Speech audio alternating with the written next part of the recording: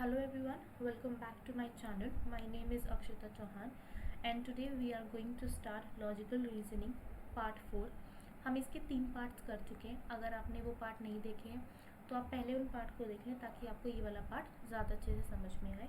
उनका लिंक मैं आपको डिस्क्रिप्शन बॉक्स में दूंगी और साथ में ही एक टेलीग्राम ग्रुप का लिंक दूंगी जहाँ पर आपको ये सारे PDF जो है वो फ्री ऑफ कॉस्ट वहाँ पर मिल जाएंगे. और वहाँ पर प्रैक्टिस के लिए क्वेश्चंस भी मैं डालती हूँ तो आप उनको भी प्रैक्टिस करते रहेंगे, साथ साथ में आपको बेनिफिट होगा. चलिए, ये इसका सिलेबस है जिसमें से हम लोग understanding the structure of argument, argument form, structure of categorical preposition कर चुके हैं. आज हम लोग ये वाला जो पोर्शन है ये हम बाद में करेंगे. पहले इम्पॉर्टेंट है इस चीज़ को करना, evaluation and distinguishing deductive and inductive reasoning. आज हम लोग इसको करेंगे. मैंने आपको पिछले जो पार्ट 3 था उसमें मैंने आपको डिस्ट्रीब्यूशन बताया था कि डिस्ट्रीब्यूटेड और अनडिस्ट्रीब्यूटेड हम कैसे पहचानते हैं. ठीक है, 4 केस बताए थे. चारों केस आई होप आपको समझ आ गए होंगे. अगर आपको कोई भी प्रॉब्लम है आप टेलीग्राम ग्रुप पर मुझसे पूछ सकते हैं. राइट, चलिए आज हम पढ़ेंगे डिडक्टिव इन्फेरेंस एंड सिलोगिज्म. देखिए ये इम्पॉर्टेंट है, ये स्टेप बाय स्टेप है. आप एक एक स्टेप को करेंगे तभी आप फाइनल क्वेश्चंस तक पहुंचेंगे. जो लॉजिकल रीजनिंग है इसमें से प्रैक्टिकल क्वेश्चंस आते हैं, इससे प्रैक्टिकल क्वेश्चन आते हैं. थियोरेटिकल इतना नहीं पूछा जाता तो आपको प्रैक्टिकल के लिए सब कुछ पढ़ना पड़ेगा. देखिए डिडक्टिव इन्फेरेंस जो है, जो हमारा डिडक्टिव इन्फेरेंस है ये 2 तरीके का है. एक है हमारा इमीडिएट इन्फेरेंस, एक है हमारा मीडिएट इन्फेरेंस. इमीडिएट इन्फेरेंस क्या होता है? इमीडिएट इन्फेरेंस वो होता है जब हम अपने कॉन्क्लूजन को, जो हम कॉन्क्लूजन ड्रॉ कर रहे हैं वो केवल एक प्रपोजिशन से कर रहे हैं. जैसे कि आपको लिखा हुआ है ऑल CRZ, तो आपने इस प्रपोजिशन से कोई कॉन्क्लूजन को ड्रॉ किया. ये हो गया इमीडिएट जिसमें सिर्फ एक प्रपोजिशन थी. लेकिन मीडिएट क्या होता है? इसमें क्या होता है, इसमें आप कॉन्क्लूजन जब ड्रॉ करते हैं वो एक या उससे ज़्यादा हमारे प्रपोजिशन होते हैं. More than 2. कितना होता है? मोर देन 2 प्रपोजिशन से हम कंक्लूजन को ड्रॉ करते हैं. अब देखिए जो इमीडिएट इन्फेरेंस है वो एक से ड्रॉ होता है. अब ये 2 तरीके का है, एक है इम्प्लीकेशन और कन्वर्जन. बाय इम्प्लीकेशन का मतलब है जो सब्जेक्ट और प्रेडिकेट होता है. आपको पता है कि ये सब्जेक्ट है और ये प्रेडिकेट है, तो जो ये सब्जेक्ट और प्रेडिकेट है ये अपनी जगह पर सेम रहते हैं और हम चेंज इसको करते हैं. लेकिन जो हमारा कन्वर्जन होता है उसमें सब्जेक्ट और प्रेडिकेट भी चेंज होता है और ये भी कन्वर्ट होता है. ठीक है, चलिए अब हम इनको पढ़ लेते हैं थोड़ा डिटेल में. ये है हमारा इम्प्लीकेशन. सबसे पहले हम पढ़ेंगे इम्प्लीकेशन जो हमने इमीडिएट में पढ़ा था. इम्प्लीकेशन, देखिए इम्प्लीकेशन में क्या होता है, इम्प्लीकेशन में जब हम कन्वर्ट कर रहे होते हैं या इम्प्लाई कर रहे होते हैं तब हम ए को, देखिए मैंने आपको चार्ट बनाना सिखाया था, AEIO. इम्प्लीकेशन का आई ऐसे बनता है. तो यहाँ पर जो हम अपना इम्प्लीकेशन करेंगे वो इसी तरीके से करेंगे नीचे की तरफ. जो हमारा ए का वो हो, जो भी हमारी ए की प्रपोजिशन होगी, ए का ऑल से शुरू होने वाला जो सेंटेंस है उसको हम चेंज कर देंगे आई यानी कि सम में. किस में चेंज कर देंगे? हम सम में चेंज कर देंगे, आई में चेंज कर देंगे. और जो हमारा ई का जो सब्जेक्ट, जो भी हमारा ई का सेंटेंस होगा यानी कि 9 का जो सेंटेंस होगा उसको हम सम नोट में चेंज कर देंगे. तो जो हमारा ऑल है वो किस में चेंज होगा? वो सम में चेंज होगा. और जो हमारा नो है वो किस में चेंज होगा?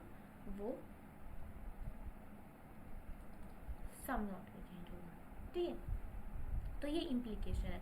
जैसे कि इसमें लिखा हुआ है ऑल चेयर्स आर टेबल, कि क्या लिखा है? पहला सेंटेंस क्या है? All chairs are table. तो इसको जब हमने इम्प्लीकेशन किया तो ये क्या बनेगा? ऑल की जगह पे देखो सब्जेक्ट और प्रेडिकेट अपनी जगह पर है. सब्जेक्ट और प्रेडिकेट जो है वो अपनी जगह पे, इनमें कोई चेंज नहीं हुआ. लेकिन जो हमने ऑल था उसको हमने सम बना दिया. राइट, ऐसे ही no chair is table, subject and predicate अपनी जगह पे, लेकिन हमने नो को क्या बना दिया? सम नॉट बना दिया. ये हमारा इम्प्लीकेशन का आता है. राइट, चलिए अब है सेकंड, हमने क्या पढ़ा था? कन्वर्जन. तो अब हम पढ़ लेते हैं कन्वर्जन के बारे में. कन्वर्जन में क्या कहा था? कि सब्जेक्ट और प्रेडिकेट भी अपनी जगह को बदलते हैं। सब्जेक्ट और प्रेडिकेट भी अपनी जगह को बदलते हैं। पहले इसका चार्ट देख ले। देखिए, इसमें सिर्फ किसका कन्वर्जन होता है, ए का आई में कन्वर्जन होता है, बस सिर्फ एक ही कन्वर्जन होता है ए का आई में, जो आपको याद रखना है, क्योंकि ई का कन्वर्जन ई में ही होता है और आई का कन्वर्जन आई में ही होता है। आपको सिर्फ जिसमें आपको फर्स्ट जो चेंज करना है वो हमने ए वाला चेंज करना है, ए को आई में कन्वर्ट करना है, बाकी ई ही रहेगा, आई ही रहेगा। और जो ओ है उसका कोई कन्वर्जन नहीं होता, ओ का सम नॉट का कोई कन्वर्जन नहीं होता।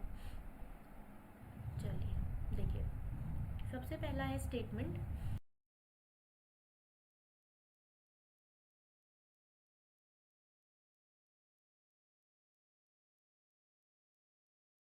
All chairs are mat. सारी चेयर्स क्या है, मैट है। तो हम यहाँ पर पहले सब्जेक्ट और प्रेडिकेट को चेंज करेंगे।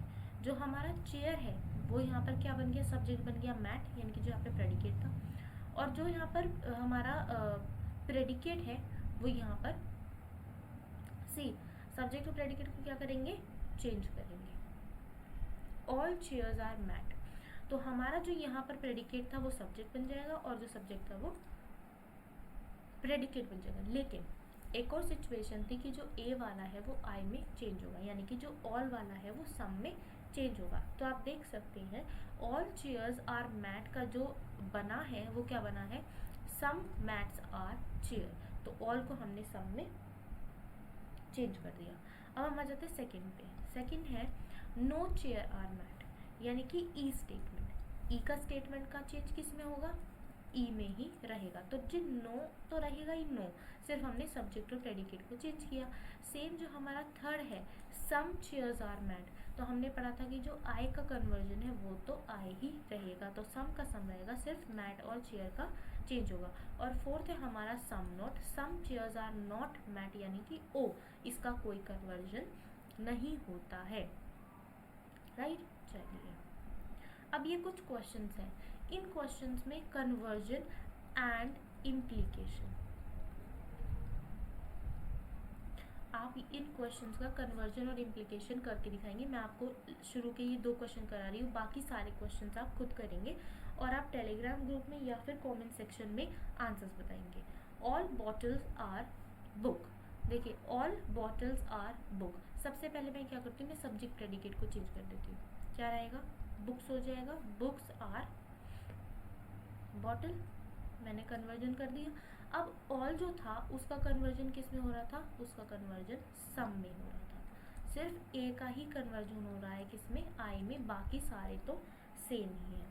Now no laptop is diary, कोई भी लैपटॉप डायरी नहीं है। तो पहले मैं क्या करती हूँ, मैं पहले अपना सब्जेक्ट प्रेडिकेट चेंज कर देती हूँ, laptop is sorry diary is laptop, और नो का जो था वो नो ही रहेगा, ठीक है। ऐसे ही जो सम नोट है, क्या सम नोट का कोई कन्वर्जन है, नहीं, तो इसका आ जाएगा नो कंक्लूजन। ओके, तो इसमें ये 4 ही क्वेश्चंस है, ये 4 क्वेश्चन है, 3 करा दिए, इसका आंसर आप मुझे बताएंगे और ये क्वेश्चन का इम्प्लीकेशन आप कमेंट सेक्शन में लिखेंगे, ठीक है। चलिए थैंक यू सो मच। अगर आपको वीडियो अच्छी लगी है इसको लाइक शेयर एंड सब्सक्राइब करें, अपने फ्रेंड्स के साथ ज़रूर शेयर करें और टेलीग्राम ग्रुप को याद से ज्वाइन कर लीजिए।